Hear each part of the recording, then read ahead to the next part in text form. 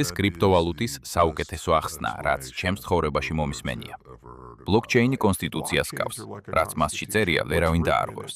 თუ ეს სისტემის მომხმარებლის უფლებაა, სისტემის ოპერატორი ან ისეთი ძალა, როგორიცაა ამერიკა ან ჩინეთი, ვერ მოვა და ვერ შეცვლის. ეს არის ის, რაც არის.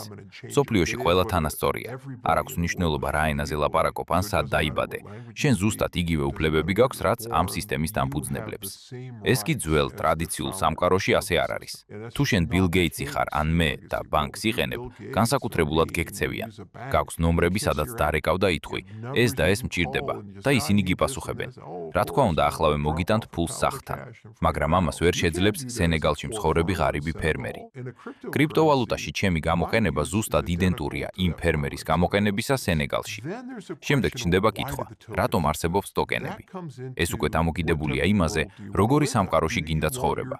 გინდა რომ ნდობის ინფრასტრუქტურა ეკუთვნოდეს და კონტროლდებოდეს უცვლელი ოლიგარქიის მიერ, თუ გინდა რომ ის დეცენტრალიზებული იყოს. როდესაც სისტემა დეცენტრალიზებულია, ცენზურის შესაძლებლობა არავის აქვს. ვერავინ მოვა და იტყვის, შონ რაიანი არ მომწონს, მისი კონტენტი არ მომწონს, ამიტომ სისტემიდან გავაგდებ. არა, აქ ყველას აქვს მონაწილეობის უფლება, კარგსაც, ცუდსაც და უცნაურსაც.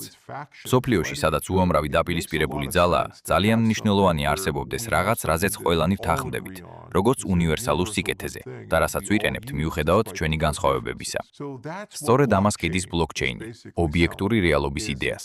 ამ შემდეგ შეგიძლია ააშენო ეკონომიკური სისტემა, შემდეგ პოლიტიკური სისტემა, შემდეგ სოციალური სისტემა და ერთმანეთთან კომუნიკაციის ახალი გზა. და თუ გჯერა underlying მათემატიკის და დეცენტრალიზაციის დომის, მაშინ იწყებ ამ სისტემების შედეგების ნდობას. ვიდეოს წარმოგიდგენთ Crypto News G, პირველი ქართული კრიპტომედია საქართველოში.